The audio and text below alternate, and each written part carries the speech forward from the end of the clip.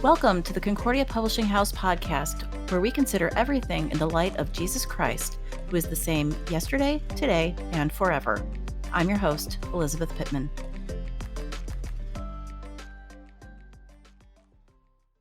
Our guest today is Dr. Kurt Senske. In his new book, The CEO and the Board, The Art of Nonprofit Governance as a Competitive Advantage, Dr. Senske argues that for nonprofit organizations to build a healthy and strong board-CEO relationship, along with a strong governance model, will give these organizations a competitive advantage vis-a-vis their peers.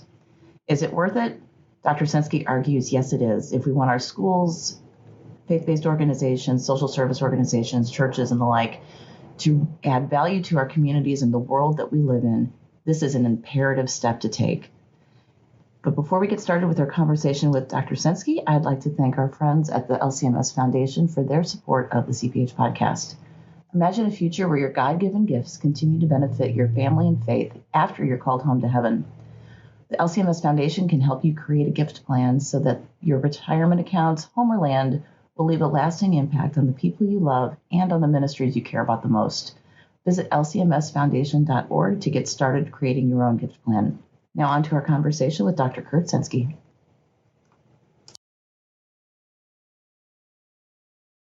Kurt, welcome to the podcast. Hey, thank you, Elizabeth. It's great to be here. So since the book, your new book, The CEO and the Board, has launched, you've been busy. Like we've seen you speaking, recording videos, really getting the word out about the book. What's it been like now that you have a new book launch to focus on in your retirement? Yes. Well, first of all, I think my wife would tell you that I have seriously flunked retirement. And I think it's a good thing, right? Because no matter where we are in each of our stages of life, we need to continue to use all of our talents. And what I'm finding is that virtually everyone who serves as a leader of an organization or who serves on a board of directors has a governance question.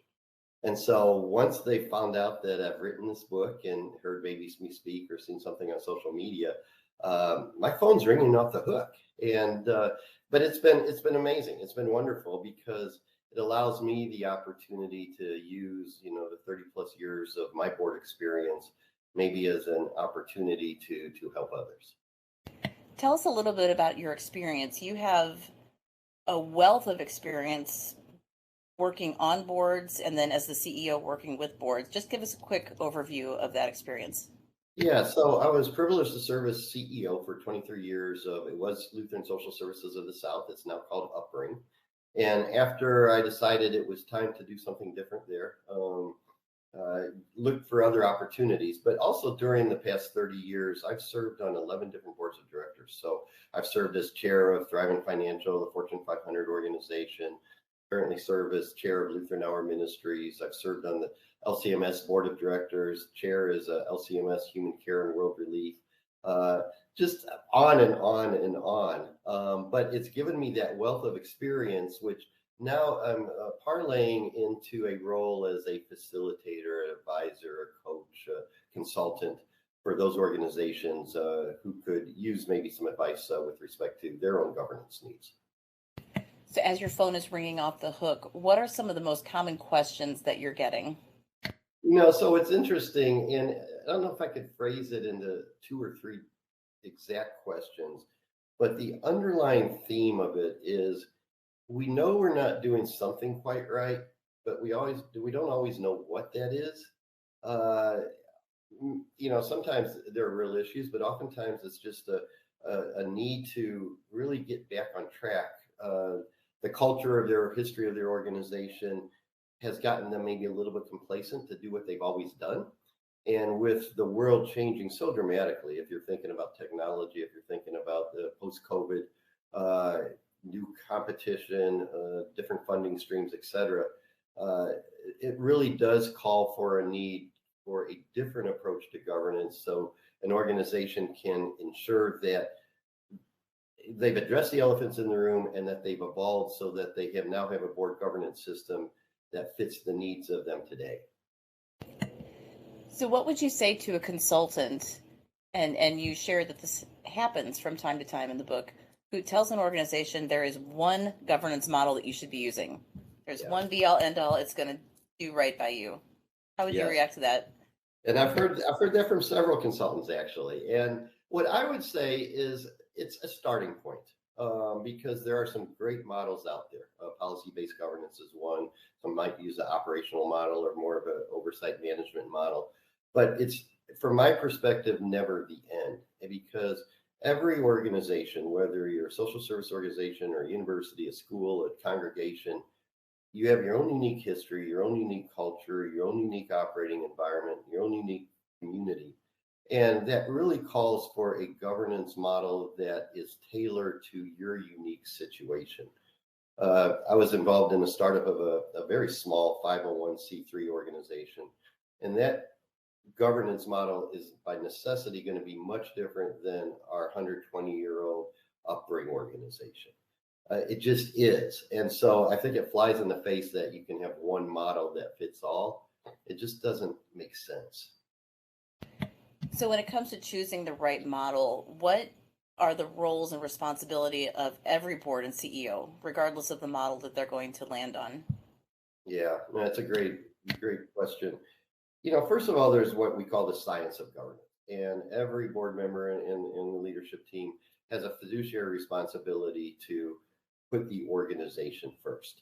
And so, that could include, for example, having an audit committee to ensure that piece of the puzzle gets taken care of. But in addition to the science piece and ensuring that you fulfilled all of your fiduciary responsibilities, what I think is the next level in terms of creating a model that allows your organization to have a missional success, which at the end of the day, all of us who are involved in organizations, that's our ultimate goal, is to create a governance model that will support that.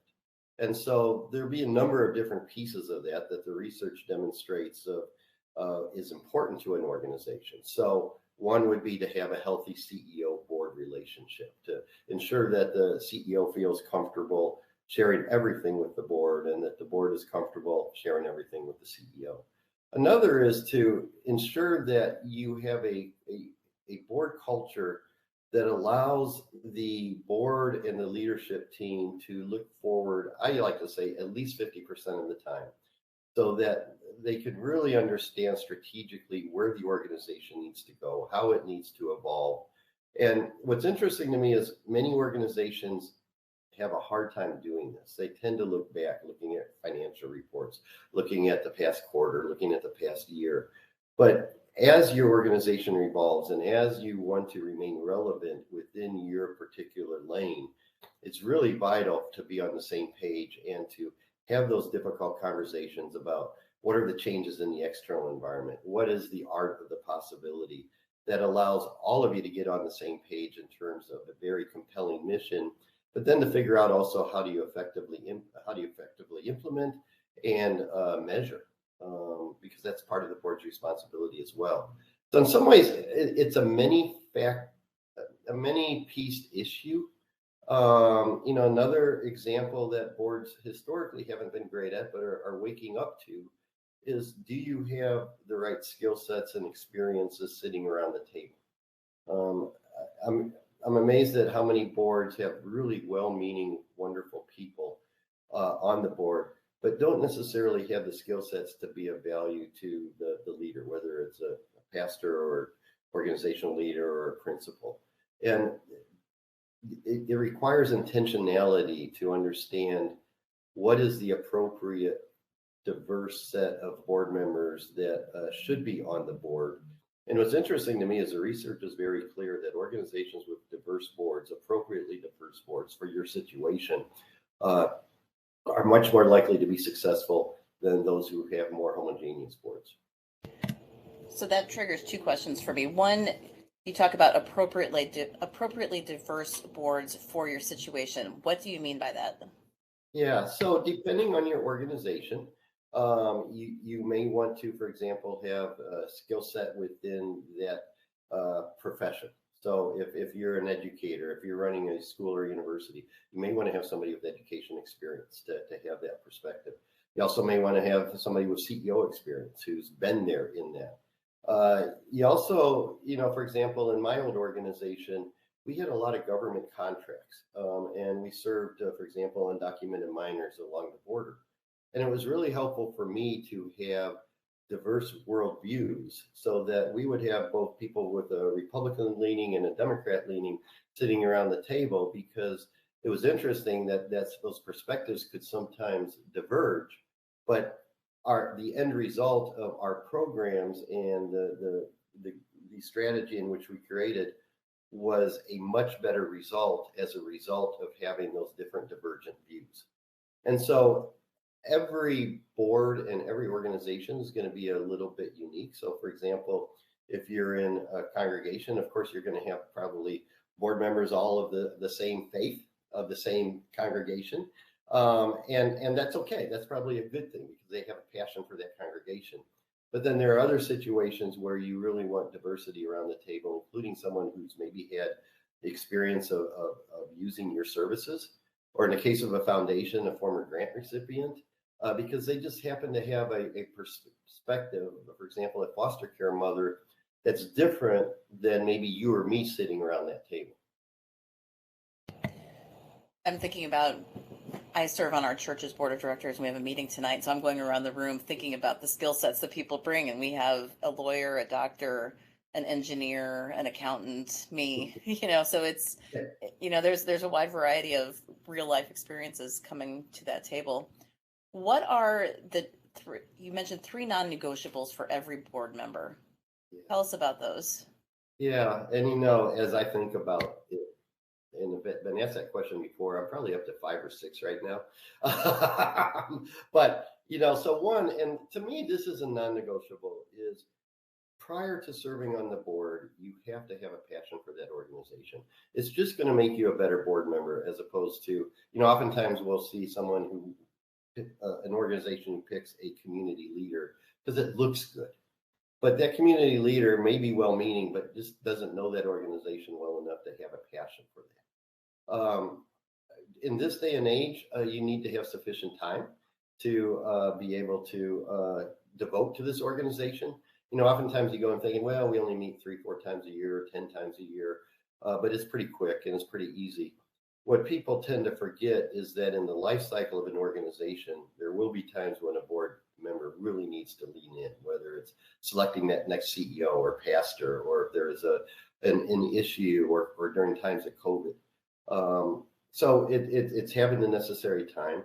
It's also understanding whether or not, and this goes to emotional intelligence, of whether or not you actually have the skill sets and experiences to be of value to this particular board. I know a woman who was asked to serve on this board, on a board because of her family's wealth. But she had enough emotional maturity and intelligence to understand that, yeah, she's willing to give money, and that's fine, but she didn't really have anything to offer from a governance perspective. And with the complexity of organizations today and how fast our society and world is changing, I really think that it's important for both leadership and boards to put the governance piece first. And then the others will flow. There's other ways to, for example, to attract people, to get them involved if they happen to have resources that may be able to help your organization. It doesn't necessarily have to be on the board of directors. So I'm not sure if I was at 3 or 4, but those are a few off the top of my head. That's all good. Tell us more about emotional intelligence, because I remember as I was reading that chapter, I was circling and highlighting just the whole section, because I think it's so important for all of us, no matter what role we function in day to day. But when it comes to emotional intelligence on the boards, what is it? And I think you started to tell us a little bit about why it matters, but just drill down into that a little bit. Yeah, and this was one of the biggest surprises in terms of the research that I came across in writing this book is, and so emotional intelligence is the ability to manage and to influence your emotions and understand them and to recognize them. And in turn, to also influence the emotions of others and those around you. And so, for example, search firms such as Korn Ferry and Spencer Stewart, they're really finding and understanding now that one of the key components of a successful leader of an organization is to have a vast reservoir of emotional intelligence. And we're also now seeing that with respect to boards of directors, and especially in the board chair role, because one of the roles of a board chair is to herd the rest of the board members and to get them all on the same page. And it takes a lot of emotional intelligence in order to be able to do this. Daniel Goleman wrote the famous book Emotional Intelligence, and one of the things that he talks about is in a group setting, such as a board of directors, you can also have a collective amount of emotional intelligence, and it will never be more than your individual scores, say, but someone without requisite amount of emotional intelligence can actually bring a group success down. And so it's really important to understand what an individual's emotional intelligence is like as you're interviewing them, not only for a leadership position, but also for a board position as well. And what's also interesting to me is that only about 33% of people have what Daniel Goleman would say is sufficient emotional intelligence. So, it's a skill that can be learned, but you have to be very intentional about it. 33% sounds really frighteningly low. I know, right? Exactly. And that's why you often see leadership fail. You often see boards not necessarily fulfill their greatest potential. So speaking of potential, tell us some of the hallmarks of both positive and negative leadership. Yeah. So I won't put a number on it. Yeah. One would be integrity. And I'm talking about leadership now, probably at, on the staff level, but also this could apply to board members as well. The other is to have a growth mindset, always being willing and understanding and learning. I think about in my own situation, how technology has changed virtually every organization, including, of course, the publishing world within the last couple of decades, right? And if you as a leader aren't willing to adjust and change and to understand and learn, you're not going to be a success over a long period of time. The other is to, the ability to put yourself last. Some people call it servant leadership, some people call it level 5 leadership, but it's the understanding that your team and your organization truly have to come first. And that seems a little bit countercultural and almost even biblical, right? But what's fascinating to me in one of the earlier books that I wrote is that the secular research also demonstrates that by following the golden rule, by putting others first, you're more likely to have long-term success than those who don't. And so not only is it the right thing to do, it's actually a really good business strategy. How can an organization cultivate that servant leadership? Yeah. I think it starts at the top. And, I will take a step back, though, and say no matter where anybody is within an organization, even within your own world, within your own team, you can model this, and you may not be able to change the whole organization, but you can change your world. And the same for board members. But I also think that it's incumbent for boards of directors when they're bringing on new leaders to really put a focus on this. And it's more than, it takes a little bit of work to figure out who is and who isn't, right? It's more than me saying, I'm a servant leader. But there are opportunities by viewing individuals in different ways, in different arenas, different perspectives. So having dinner with them, having a breakfast with them, seeing them in their own world, seeing them with their spouse, all can provide you with different clues to understand whether or not servant leadership is something genuine or not. Again, it's a trait that's hard to learn. But if you have it, you're more likely to be successful than if you don't. And it will then permeate throughout the organization. The servant leaders tend not to put up with those who are not. And so they will attract those who fit that style of leadership as well. You'll hear tales from people who serve on boards or from CEOs and leadership. And there's just that one curmudgeon board member. If we didn't have to deal with board member, so-and-so, he throws a wrench into the works every single time. Is there a role for a difficult board member? I'm laughing because I serve on it's a secular board of directors as we speak, and we have one of those. And I'm sure he's a nice guy, but I haven't found it yet. But I'm sure he is, and he's actually a really smart and intelligent individual. So I'll take a step back, and I will say that yes, there is a role for a curmudgeon if they do it in the proper way. So we in a past board I was chair of, we had what I would call a gadfly, and this individual was fearless in terms of bringing up the elephants in the room, in terms of taking the opposite perspective, in terms of kind of pushing just for the sake of argument, but in a nice way. And while it sometimes frustrated the CEO and other board members, what resulted was we got into much more of an in-depth conversation in terms of the issue that we were talking about at the day. And so he played a huge and important role in allowing us as an organization to have a more defined and refined strategy going forward. To me, I love having one or two gadflies on the board of directors because they bring up the issues that nobody else wants to talk about, and you need to talk about them.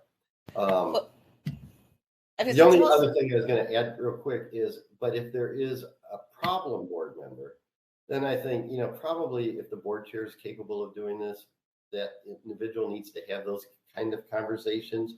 Maybe even saying, maybe your talents can be better served on different boards or not this board. And are you really happy here? And do you know how you're coming across? Sometimes it works, sometimes it doesn't. But I think everyone deserves having those conversations because there are instances where board members can either intentionally or unintentionally harm an organization. You mentioned the elephant in the room. Why is it so important that we not only name the elephant in the room, but we deal with it? Yeah. Whatever the particular elephant is for a particular organization. Yeah.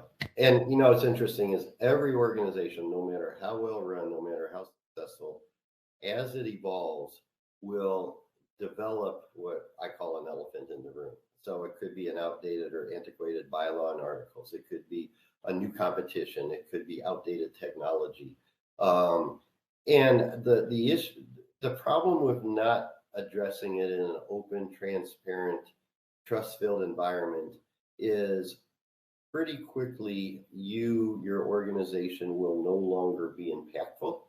And it's incumbent to have a long, in terms of having a long future, bright future going forward, that you continually address the elephants in the room.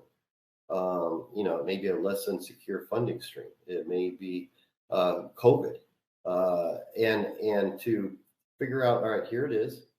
What do we need to do about it? And one question I like to ask boards when I facilitate this type of conversation is, if you had no history, if you were all a brand new board and a brand new leadership team, what would you do?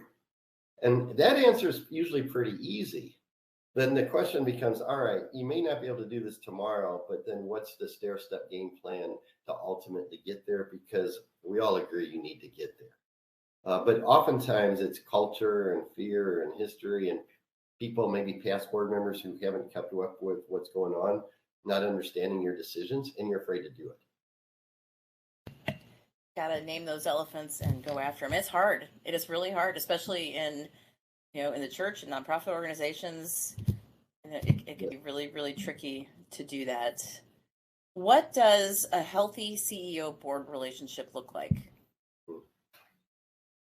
It's the ability to have a trust-filled relationship where the CEO feels comfortable sharing everything, and the board feels that they are a true partner within this relationship. And so, oftentimes a CEO will get frustrated because he feels the board's micromanaging, or she feels the board's micromanaging, or that they just don't have the skill sets to be useful to the CEO.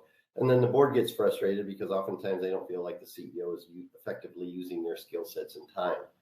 And so the effective board CEO relationship is one where you collectively take the time to get to know each other and to understand each other. And then the CEO coming in, assuming that you have an appropriate board with the right skill sets and experiences sitting around that table, to listen, to maybe push back, to educate, to be a partner with. Because what's interesting to me is oftentimes people think, all right, the board's the boss and the CEO reports to the board, and that's true legally. However, the reality is that probably 95% of the time or 90% of the time, the CEO is really in charge, making the day-to-day decisions, because the board's really involved in maybe 50, 75 hours a year. And so at most, they're a partnership, and oftentimes the CEO is, quote, the boss. And so a board needs to understand that, understand when it is being a boss, when it is being a partner, when it is being a confidant, when it is being a therapist, when it is being a cheerleader, because the board has to play all of those roles. Understanding, and I'm very sensitive to this, having served with a number of CEOs now, that is a really difficult job. And so, and it's a lonely job because you don't really have a peer within your organization. And so one of the roles of the board, from my perspective, is how do you effectively support that CEO to ensure that when they feel valued, that they remain healthy and that they remain able to continue to add value to the organization.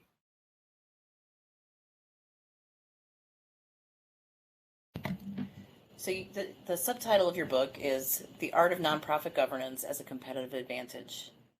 What is the competitive advantage that organizations will gain as they can master this art of governance? Yeah.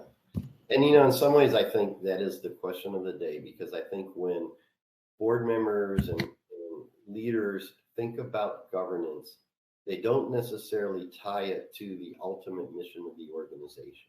And the research, as well as it's coupled with my experience and others, CEOs and board members' experiences, is that there is a direct correlation between effective governance, as well as a healthy CEO board relationship, and organizational success. And so you need to have effective governance, and you need to have that healthy relationship in order to achieve your missional goals. And I think it's almost impossible to do that without effective governance. And so one example that I would give is, it's in my opinion, it's the board's and leadership team's shared responsibility to create and craft a mission that we can all rally around and get excited about, and we're all in the same direction going forward. What's fascinating to me is that in only about 10% of nonprofit organizations do they actually accomplish their strategic plan. And the other statistic that always floors me is only about 30% of the leadership team and board actually even knows what the mission is. Now, they can talk about it in general terms, but they can't talk about it specifically, like John F. Kennedy saying we're going to put a man on the moon within the next 10 years, or my old organization, we like to talk about we're going to break the cycle of child abuse in the state of Texas. And so without an effective governance model where you're looking forward and strategically talking about where we can have the most impact within our communities and who do we need to have around the table to have these valuable conversations, you're probably not going to be successful. And all of that comes back to governance. And to me, that's why governance it can be a competitive advantage. It can also be a competitive disadvantage. Do we have a unique advantage in this as Christian organizations? From my perspective, yes. And the reason is a couple of things. One is we as Christians who work in these Christian organizations can bring our entire being to the table. And I think that's important. I think that at least for me, it gives me an energy that I wouldn't have otherwise, because I'm doing this not for myself. I'm doing this because I'm the hands and feet of Christ here on this earth, and this is my small opportunity to make a difference. We've all been created for His workmanship and to do good works, right? But the other reason is that as a Christian organization, it's a mission that I think it's hard not to get up in the morning to go to work for, whether we're spreading the gospel or serving the least of these or educating tomorrow's adults and board members in our local congregation. All of this is important work.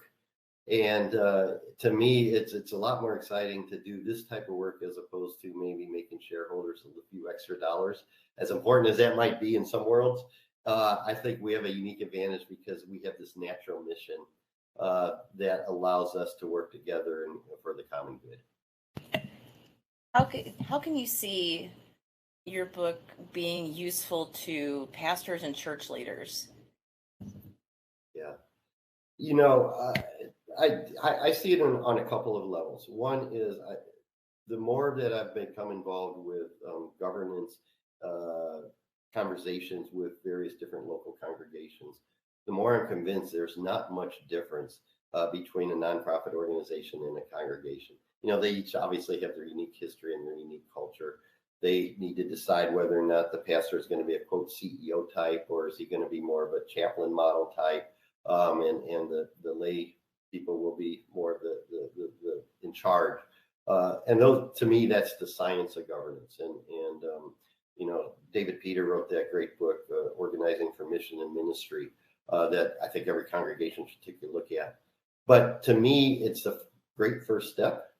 But congregations are human entities as well. And so it also includes the whole art of governance, where emotional intelligence matters. The lower level strategies in terms of how congregations want to make an impact in the community, whether it's through the Lutheran school, whether it's through Boy Scouts, whether it's through the different programs that they have. All of this dictates that a congregation needs to develop a right governance model for their unique situation. And to me, that's the art of governance. Well, there's so much good information in here that no matter where you serve, you're going to find something useful.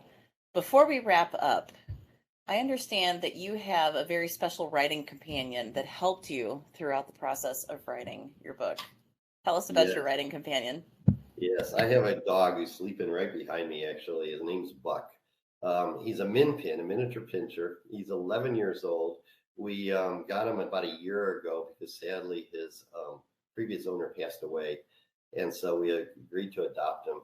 And he is just the most wonderful dog because he loves to sit on my lap while I write, and he loves to sit on my lap while I do Zoom calls. And so he's the perfect companion. And for some reason, he doesn't seem to get bored about when I talk about governance all day long. It must soothe him. Lets him relax. Yes. Put him to sleep, one of the two. Oh, well, I appreciate you joining us today to talk about your new book, The CEO and the Board, The Art of Nonprofit Governance as a Competitive Advantage. We will put a link to the book in the show notes. So listeners, viewers, I encourage you to go take a look. Whether you yourself serve on a board or are a leader in an organization, there's so much helpful information in here, and immediately you'll find lots of things to circle and highlight and go, yeah, we need to work on this, or we're doing okay here. So very, very useful book. Again, visit the show notes for the link to that. Kurt, it's always good to see you. Elizabeth, likewise. I'm looking forward to seeing you soon. All right. Listeners, we'll see you next time.